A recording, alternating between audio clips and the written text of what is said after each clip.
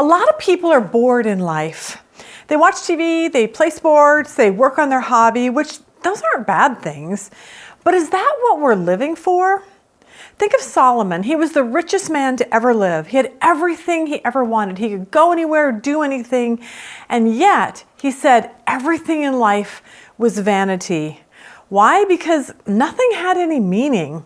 We have to have a purpose in life. And as a follower of Jesus, our purpose is to serve God and do everything we can to find other people who need Jesus and we can tell them about him. So join us today as we ask ourselves, am I just filling time or am I fulfilling my purpose that God has given me? Join us today.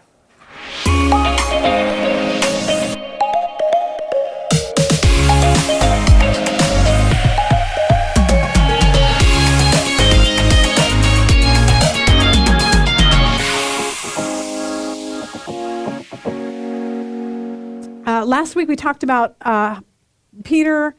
Then Jesus goes to preach the gospel throughout Galilee. Now, what happens in Luke 5, chapter 1, we're not sure if it's like the next day, like he heals Peter's mother, he goes out and then he has this little preaching job here, or if this is another time. So you can't really tell that from here. So let's just start with verse 1. Now it occurred that while the people pressed upon Jesus to hear the message of God, he was standing by the lake of Gennesaret, which is the Sea of Galilee. So now the whole scene shifts and we're in Galilee. Now, I had you guys look at Holy Land books. If you want to purchase these, they're $15. The Sea of Galilee is a big, huge lake. It is 13 miles by 8 miles. I wanted you just to see the pictures on page 129. So on the north end of this sea is Capernaum, and that's where all this is going on. So you can kind of envision that Jesus is walking along here and he's teaching these people, and you can see, like if you look on, let's just say page 134, and you see that there's the lake, but there's all this land, and you can almost picture Jesus standing there right by the lake, and he's preaching, but now he doesn't really have anywhere to go because the crowds keep pressing in on him, and so he either has to go swimming or he has to get into a boat. Now, do not ask me why I did this, but you do not have verse 2 in your handout. And I don't know how I missed it, but I will read it to you and then you can write it in someday when you want to. This is what verse 2 says that you don't have. And he, Jesus, saw 2 boats drawn up by the lake, but the fishermen had gone down from them and were washing their nets. Now, I wanted to show you a picture which is not very good in your handout. I make these pictures colored, but because colored is so expensive, we decided to put everything into just black and white, which you don't see it very good. But that is actually, it's called the Jesus boat.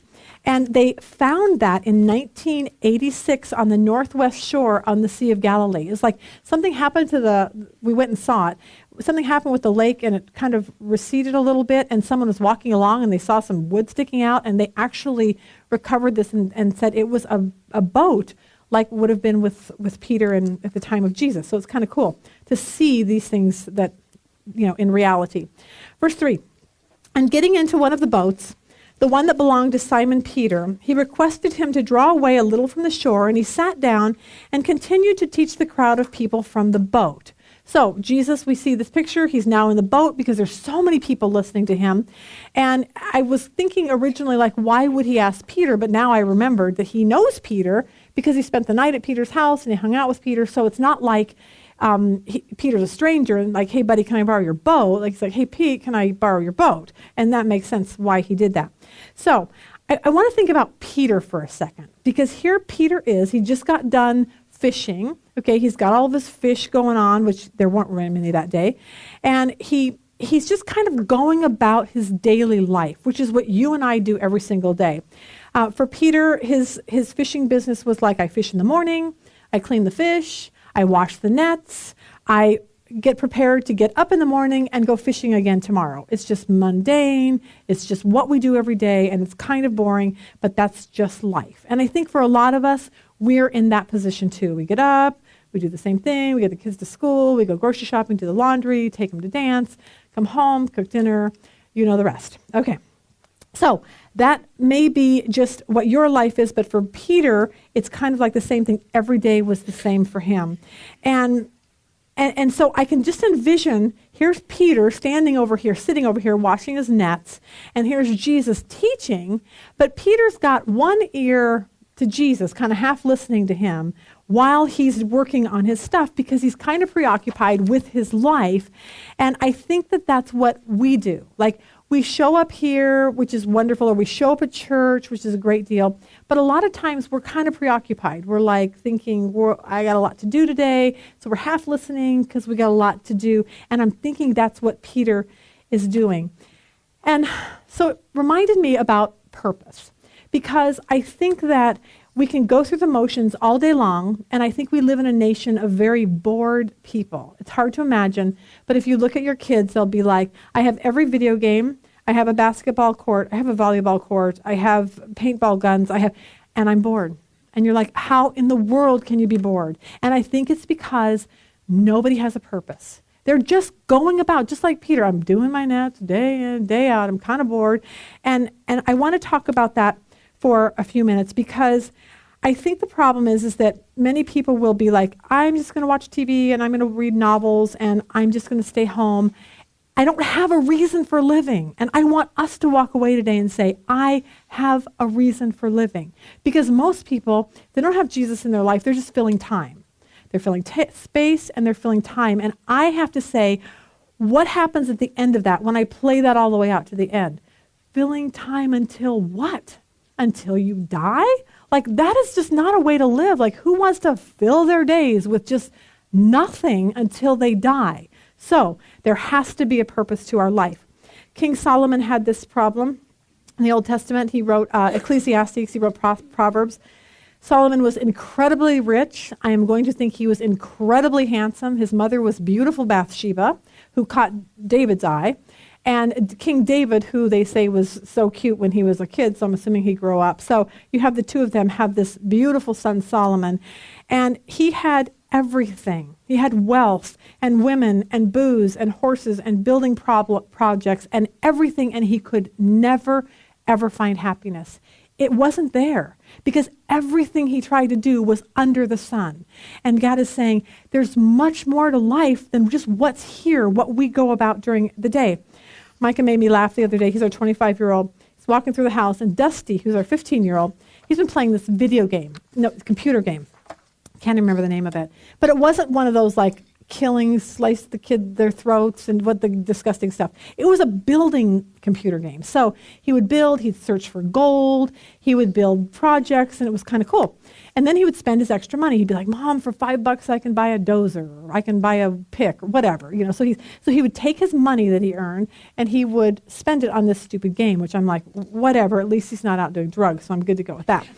So, but it's kind of like he walks to the kitchen and Micah says, so how's your game? And he goes, yeah, I'm not really playing it anymore. And Micah started laughing. He goes, you got to the end of the game, didn't you? And he goes, yeah, I did. He goes, you have bought everything, you have done everything, and now it's just not fun anymore, isn't it? And he goes, Micah, Dusty, you have the Solomon syndrome. And he said, because that's just life. Like, you can walk away and have everything and still have nothing. And so Ecclesiastes 1 says this, Solomon writes this, he says, the words of the preacher, the son of David, king in Jerusalem, vanity of vanities, says the preacher, vanities of vanities, all is vanity. Now think about that. He's saying everything that you and I do is vanity if there's not a purpose attached to it. Verse 3, what advantage does man have in all his work which he does under the sun? A generation goes and a generation comes, but the earth remains forever. Now, we know this because we have a lot of kids. I cannot believe we have 7 minutes. Look at all my notes. We're going to have to just continue on next week. Anyway, our kids were out on Sunday, and we have little grandkids, and then we have our kids, and then us, and then my parents came, and it was so fun because my mom and dad got to hold baby Briley, which is their great-granddaughter. But it was funny because we were sitting there, and Shayla said, she's the one that's getting ready to have a baby, she said, Lisa, do you have pictures of Micah when he was a baby so I can see like what my baby's going to look like, basically? So we found a whole scrapbook that apparently that's what I used to do before I did this. I scrapbooked because I have years and years of scrapbooking, so I was kind of proud of myself. Brought her out, and they were looking through it, and then they were laughing. They were like, oh my gosh, what were you wearing? Why did your hair look like that? Why does Rob have a mullet? What's the deal with the big mustache? They were just, they were laughing. They thought it was so funny. But while they were looking at this, the older boys went out to play basketball. Okay, and we're watching them. And they're playing basketball, and they come back, and this is what they said. I'm sore. I'm sick. I'm going to throw up. I'm so out of shape. So all this. And it was a great reminder to me that I used to be their age with those pictures, because when we had little kids, they were their kids' age now, and it's just a generation, and generations come and they go, and they come and they go. I told Rob the other day, he was worried about something in business, and I said, the cool thing about this is that in 40 years, we're dead, okay? It doesn't even matter anymore. It's all our kids' responsibility at that. But that's the truth of it. Okay, so if that's the truth, what in the world is our purpose here? Solomon seeks out to find it. He has 700 wives, 300 girlfriends, so he's like, well, sex isn't it? Because apparently I've got a lot going to that. He builds gardens and hires slaves. He drinks wine. He hires like Jay Leno to come over and tell him funny things. And nothing makes this man satisfied, because he says, under the sun, nothing will make you happy. So if you're here and you're just like, if I just had money, I'd be happy. You won't, trust me. If you just said, if I had a husband, I would be happy. No, you won't. If you're here and you say, if I just didn't have my husband, I would be happy.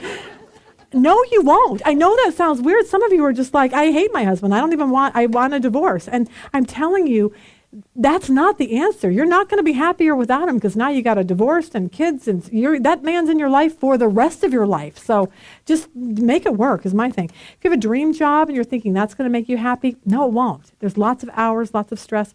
Look at what I found in your handout about New England Patriots Tom Brady. It's in your handout. During the 2007-08 NFL regular season, New England Patriots quarterback Tom Brady set the record for most touchdown passes in a regular season, paving the way for his winning the MVP award. At the age of 30, he has already won 3 Super Bowls, an accomplishment that set him apart as one of the best quarterbacks to ever play the game. In 2005, Tom Brady was interviewed by 60 Minutes journalist Steve Kroft. Despite the fame and career accomplishments he had achieved, Brady told Kroft that he felt like something was still lacking in his life. Why do I have 3 Super Bowl rings and still think there's something greater out there for me? Maybe a lot of people would say, hey, man, this is what it's all about. I reached my goal, my dream, my life, me. I think it's got to be more than this. This can't be all that it's cracked up to be. Kroft pressed Brady as to what the right answer was, and Brady added, what's the answer? I wish I knew. I love playing football, and I love being quarterback for the team, but at the same time, I think there are a lot of parts about me that I am just trying to find. And I read that, and I'm like, there you go. Solomon says it. Brady says it. There's got to be more. And so this is what Ecclesiastes Solomon says at the end, chapter 12, verse 13. He says, the conclusion is this: when all has been heard, fear God, keep his commandments, because this applies to every person. He says, if your life is not all about God and doing things for him, nothing will ever satisfy you. You're going to the grocery store, it's just mundane until you add on, I'm going to share the gospel with somebody today. Your life with your kids is mundane until you're like, I'm going to read them a story about Jesus in their little baby, Bible book, so that something will happen for eternity. Oh, when I see you, that means it's like time to go. I have 2 minutes. Okay. And so Solomon ends his life saying, there's nothing that matters except what you do for God. And so I go back to my thing that if you're here and you're like, I just want a husband, I'm just going to tell you that they're great, but they're a lot of work, okay? I always tell Rob, if something happens to me, I really want you to get married because you need to have a wife. But if something happens to you, I'm never getting remarried. I said, it took me 35 years to train you. I'm not doing that all over again, okay?